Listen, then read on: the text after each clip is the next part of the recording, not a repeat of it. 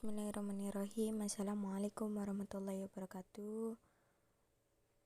Pada kesempatan kali ini saya akan membahas tema dari fikih siyasah. Saya mengambil dua tema. Yang pertama yaitu dasar pembentukan ilmu fikih siyasah, dan yang kedua sumber dan ruang lingkup fikih siyasah. Sebelumnya perkenalkan, nama saya Sylvia dengan NIM 212111349 dari Prodi HES Hukum Ekonomi Syariah kelas 3J. Langsung saja, di sini yang pertama saya akan membahas dasar pembentukan ilmu fikih siyasah.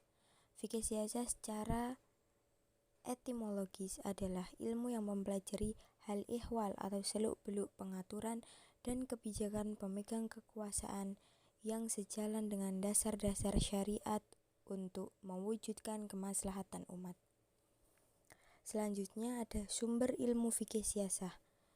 Sumber ilmu fikih siyasah ada 3. Yang pertama Al-Quran dan Hadis, As-Sunnah.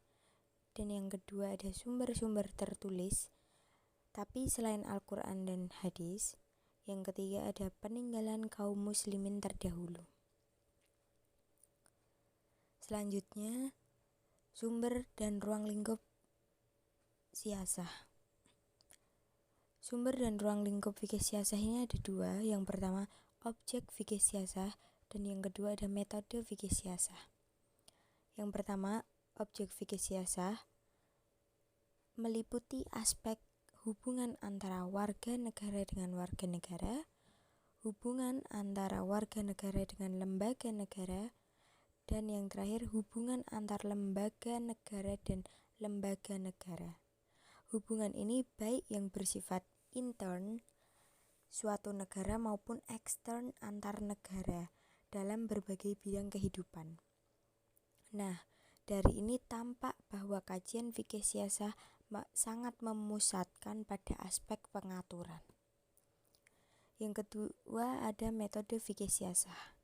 Metode fikih siyasah dapat menggunakan metode qiyas, ijma, Al-Quran, hadis, al-maslahah, dan al-mursalah, dan masih banyak yang lain lagi.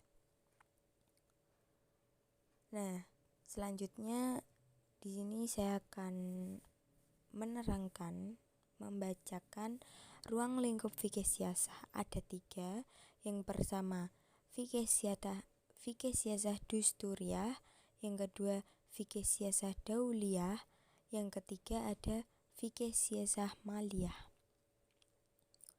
Yang pertama, fikih siyasah dusturiyah itu adalah bagian fikih siyasah yang membahas masalah perundang-undangan negara. Dan yang kedua ada fikih siyasah dauliyah, itu membahas tentang kekuasaan kepala negara untuk mengatur negara dalam hal internasional, teritorial, dan nasionalistis. Dan yang ketiga ada fikih siyasah maliyah. Fikih siyasah maliyah ini salah satu cabang dari ilmu fikih yang fokus pembahasannya mengenai siyasah dan maliyah. Dan materi terakhir ada pengembangan fikih siyasah di era modern. Dunia Islam setelah 3 kerajaan besar Islam mundur, kerajaan Utsmani di Turki, Mughal, India, dan Safawi di Persia, tidak mampu menandingi keunggulan Barat dalam bidang teknologi, ilmu pengetahuan, ekonomi, dan organisasi menghadapi penetraris budaya dan tradisi Barat. Sebagaimana pemikiran Islam ada 3, yaitu yang pertama ada yang a priori dan anti Barat. Nah, a priori dan anti Barat ini, ajaran ini itu menganggap bahwa Islam ajarannya itu sudah lengkap dan mengatur kehidupan manusia. Dan yang kedua ada yang ingin belajar dan secara selektif mengadopsi gaya mereka.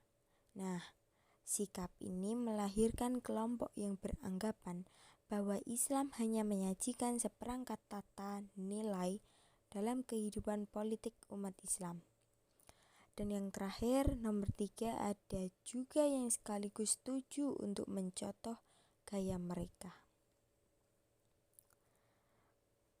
Mungkin sekian materi yang dapat saya sampaikan. Kurang lebihnya mohon maaf. Wabillahi taufiq wal hidayah. Assalamualaikum warahmatullahi wabarakatuh.